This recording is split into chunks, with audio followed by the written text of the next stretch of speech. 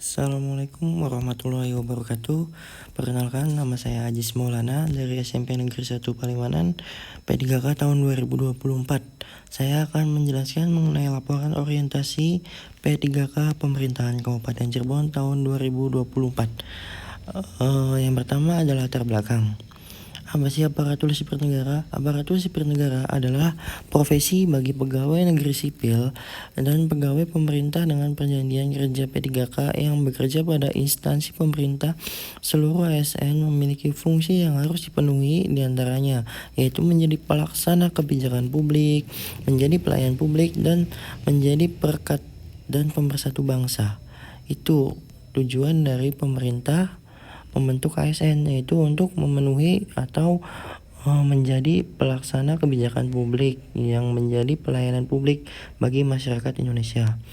Saya sebagai guru, menurut Emile Durkheim, seorang sosiologis Perancis, mengatakan bahwa guru memiliki peran vital dalam sosialisasi individu guru, membantu siswa memahami norma, nilai, atau aturan yang berlaku dalam masyarakat.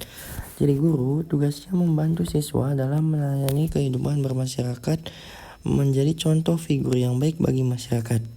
Kemudian ada waktu dan tempat orientasi. Orientasi pengenalan nilai dan etika instansi bagi pemerintah itu dilakukan secara daring. Lingkup pemerintah Kabupaten Cirebon tahun 2025 dilaksanakan pada tanggal 10 Maret sampai dengan 14 April 2025 dengan metode sinkronis melalui Google Meet dan asinkronis melalui Google Meet. Kemudian adapun maksud dan tujuan dari P3K tahun 2025 adalah yang pertama untuk memenuhi pengetahuan tentang pelaksanaan pengadaan sipil pemerintah dengan perjanjian kerja di Kabupaten Cirebon setelah berlakunya Undang-Undang Nomor 5 Tahun 2024 tentang ASN. Peserta mampu memahami program orientasi dan mengenal nilai dan etika instansi pemerintah. Untuk mengetahui faktor penghambat pelaksanaan pengadaan pegawai pemerintah dengan perjanjian kerja di Kabupaten Cirebon setelah berlaku Undang-Undang Nomor 5 Tahun 2014 tentang ASN. Kemudian kita mulai membahas tentang nilai dan etika pemerintah Kabupaten Cirebon. Nilai dan etika pemerintah dan Kabupaten Cirebon itu dimulai dari visi dan misi. Visi, terwujudnya Kabupaten Cirebon yang beriman, berinovasi, bersih, inovasi, maju, agamis, dan aman. Yang pertama, misi Kabupaten Cirebon bersih. Bersih artinya mewujudkan tata kelola pemerintah yang bersih, melayani, akuntabel, dan profesional. Kabupaten Cirebon yang inovatif artinya menciptakan ekosistem inovatif dan pemerintah di masyarakat.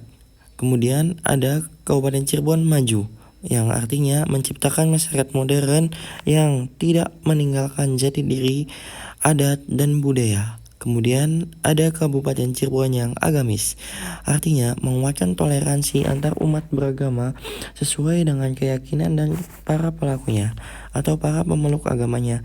Kemudian ada aman. Kabupaten Cirebon aman menciptakan lingkungan yang asri, aman, dan nyaman. Selanjutnya, kita langsung membahas mengenai dasar hukum P3K tahun 2025. Yang pertama yaitu Undang-Undang Nomor 5 Tahun 2014 tentang ASN. Yang kedua tentang P3K PP Nomor 49 Tahun 2018 tentang manajemen P3K. Kemudian ada PP Nomor 94 Tahun 2021 tentang disiplin ASN. Kemudian ada bagian struktur organisasi dalam pemerintah Kabupaten Cirebon yang memiliki kedudukan paling tinggi dalam struktur organisasi atau SOTK OP di Kabupaten Cirebon adalah Bupati dan Wakil Bupati. Kemudian ada Sekda. Kemudian ada yang di sini yang paling penting adalah pemerintah Kabupaten Cirebon itu memiliki moto pelayanan publik yang memiliki moto yang disebutnya tentang rame ing gawe suci ing pamrih, yang artinya banyak bekerja tanpa mengharapkan imbalan. Jadi dalam pemerintahan Kabupaten Cirebon ini mengatasnamakan kerja tanpa memberikan imbalan apapun atau tanpa berharap imbalan lebih, kerja ikhlas yang artinya. Selanjutnya ada nilai dan etika unit kerja. Unit kerja yang saya ampu yakni di SMP Negeri 1 Palimanan yang memiliki visi dan misi. Yang pertama, visi terwujudnya prestasi sekolah yang berwawasan ilmu pengetahuan lingkungan berdasarkan iman dan takwa. Kemudian ada misinya yang pertama mewujudkan lulusan berprestasi, terampil, beriman, bertakwa dan memiliki keunggulan kompetitif. Kemudian ada mewujudkan penyelenggara merdeka belajar aktif, kreatif, efektif dan menyenangkan. Kemudian ada 3, mendorong dan membantu siswa untuk berprestasi pada bidang akademik dan non-akademik, mengembangkan bakat, minat, serta potensi peserta didik, mewujudkan sarana dan prasarana yang dapat meningkatkan prestasi peserta didik. Selanjutnya, ada SWTKOPD unit kerja. Yang pertama, merencanakan pembelajaran atau pembimbingan. Yang kedua, melaksanakan pembelajaran atau pembimbingan. Kemudian ada menilai hasil pembelajaran atau membimbing. Kemudian ada membimbing dan melatih peserta pendidik melaksanakan tugas tambahan yang melekat pada pelaksanaan kegiatan pokok sesuai dengan beban kerja guru. Contoh melaksanakan tugas tambahan ini, contoh dia guru sebagai wakil kepala sekolah bidang kesiswaan, bidang kurikulum, ataupun sebagai pembina OSIS dan pembina ekstrakurikuler. Selanjutnya, ada struktur dalam organisasi di instansi kerja saya. Yang pertama dipimpin oleh kepala sekolah yang bernama Haji Yani Mulyaningsih. Kemudian ada yang mengawasi yaitu komite sekolah, ada wakasek kurikulum kesiswaan, sarpras dan humas, serta bendahara tata usaha, wali kelas, guru dan siswa. Selanjutnya, rencana hasil kerja yang saya buat adalah identifikasi isu. Yang pertama, siswa akan mengurangi cinta tanah air jika tidak memahami rasa nasionalisme siswa tersebut. Kemudian ada siswa akan kesulitan jika tidak memahami arti penting bekerja sama dalam kehidupan bermasyarakat. Siswa akan kesulitan dalam memahami pentingnya toleransi tanpa memahami nilai-nilai bertoleransi, baik itu sesama agama maupun berbeda agama. Kemudian ada kriteria capaian tujuan pembelajaran yang tidak bisa tuntas. Adapun gagasan yang saya buat adalah meningkatkan pemahaman, pengetahuan dan pikiran yang kritis pada siswa agar terciptanya suatu tujuan pembelajaran di SMP 1 Palimanan dengan melalui model pembelajaran yang menarik bagi siswa sehingga mudah dipahami. Kemudian ada rencana aksi perubahan yang pertama.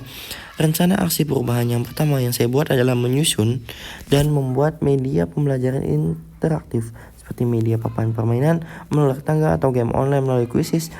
Kemudian tujuannya yaitu meningkatkan motivasi dan minat belajar siswa dalam pembelajaran pendidikan kewarganegaraan, meningkatkan pemahaman siswa tentang pencapaian pembelajaran di kehidupan sehari-hari. Indikator pencapaian yang pertama yaitu meningkatkan kemampuan menyusun media pembelajaran interaktif secara efektif dan efisien, meningkatkan pemahaman siswa tentang penerapan pembelajaran di kehidupan sehari-hari. Waktu periode Juli sampai Desember 2025. Kemudian selanjutnya ada rencana aksi perubahan kedua yang membuat model pembelajaran hot yang berkaitan tentang isu kontemporer terkini. Tujuan kinerja yang kedua ini adalah meningkatkan motivasi dan daya nalar siswa terhadap isu-isu terkini di negara, baik itu mengenai berita yang berwawasan edukasi dan meningkatkan pemahaman siswa tentang penerapan pembelajaran di kehidupan sehari-hari. Indikator pencapaian yang dilakukan pada aksi perubahan kedua yaitu meningkatkan kemampuan keberanian siswa dalam berinteraksi dan bicara di depan umum. Yang kedua, meningkatkan pemahaman siswa tentang penerapan pembelajaran di kehidupan sehari-hari. Waktu pelaksanaan Januari sampai Desember 2026. Kemudian selanjutnya ada rencana aksi perubahan nomor 3. Aksi perubahan nomor 3 ini membuat nama kegiatan metode pembelajaran berbasis praktik atau simulasi dengan menggunakan model pembelajaran role playing. Yang tujuan kinerjanya yang ketiga adalah siswa dapat memahami peran penting sebagai pemerintah, lembaga-lembaga negara. Dia memainkan membuat playing drama, meningkatkan pemahaman siswa terkait lembaga negara, serta memiliki indikator meningkatkan kemampuan siswa dalam pembelajaran lembaga negara, meningkatkan pemahaman siswa tentang arti penting lembaga-lembaga negara. Waktu Januari sampai Desember 2027. Kemudian ada rencana aksi yang keempat, metode pembelajaran debat interaktif terbuka. Siswa meningkatkan kemampuan argumen, siswa mampu mengembangkan daya pikir bebas untuk memecahkan suatu permasalahan, meningkatkan kemampuan nalar siswa. Indikator pencapaian yang keempat yakni meningkatkan daya saing siswa secara positif di dalam kelas. Siswa mampu menjelaskan secara terbuka terkait pemikiran yang kontekstual dalam suatu debat. Kemudian ada aksi perubahan yang kelima, yaitu menyusun dan membuat model pembelajaran piece of paper dengan media kertas dan VS. Tujuan kerja dalam yang kelima yaitu siswa dapat menggambarkan runutan kejadian dalam suatu gambar mengenai kehidupan sosial. Siswa dapat memahami arti penting kehidupan sosial di masyarakat. Yang indikator pencapaiannya yaitu meningkatkan kemampuan menganalisis suatu kejadian dalam kehidupan bernegara, meningkatkan pemahaman siswa tentang arti penting manusia sebagai makhluk sosial. Itu periode Januari sampai Desember 2029. Selanjutnya kesimpulan dan saran laporan orientasi pengenalan nilai etika instansi pemerintah P3K di wilayah Kabupaten Cirebon bertujuan untuk meningkatkan koordinasi dan kerjasama instansi masing-masing agar mencapai tujuan yang optimal. Sarannya kita sebagai pendidik kedepannya dapat menjalankan tugas dengan baik sesuai dengan tugas dan fungsinya masing-masing. Bimbing motivasi dari hasil orientasi, meningkatkan etos kerja supaya mendapatkan hasil yang optimal demi tercapainya tujuan pendidikan sesuai dengan visi dan misi Kabupaten Cirebon. Terima kasih. Sekian dari saya. Mohon maaf apabila ada salah kata yang kurang berkenan. Wabillahi taufik wa hidayah. Wassalamualaikum warahmatullahi wabarakatuh.